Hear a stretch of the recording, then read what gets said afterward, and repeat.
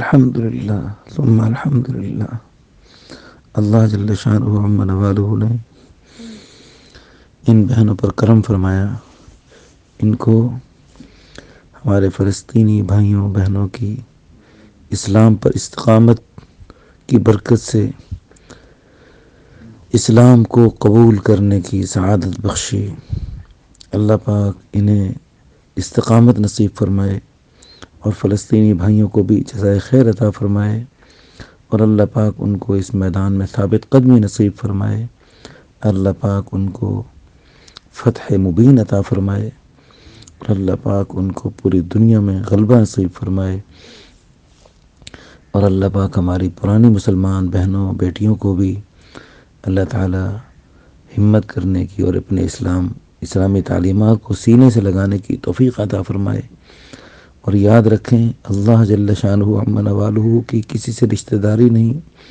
اگر ہم اسلام میں سستی کریں گے، اسلامی تعلیمات کو اپنانے میں کوتاہی کریں گے اور اس سے پیچھے ہٹیں گے، اللہ تعالی ان تتولوا، اللہ قرآن میں کہہ رہے اگر تم پیچھے ہٹو گے یستبدل قوما غیرکم، میں اوروں کو لے آؤں گا، ثم لا یکونوا امثالکم، پھر وہ تمہاری طرح دین اسلام میں اس پہ عمل کرنے میں سستی کرنے والے نہیں ہوں گے.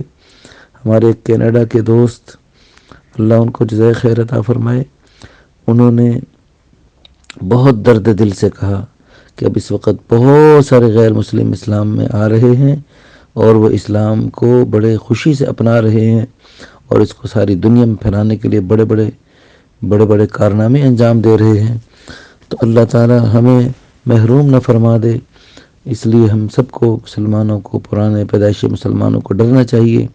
کتنے ہمارے مسلمان بھائی، کتنے ہمارے غیر مسلم بھائی ہم مسلمانوں سے آگے بڑھ چکے ہیں اور وہ آگے بڑھتے چلے جا رہے ہیں، اور ہم مسلمان کہیں پیچھے نہ ہٹ جائیں، پیچھے نہ رہ جائیں.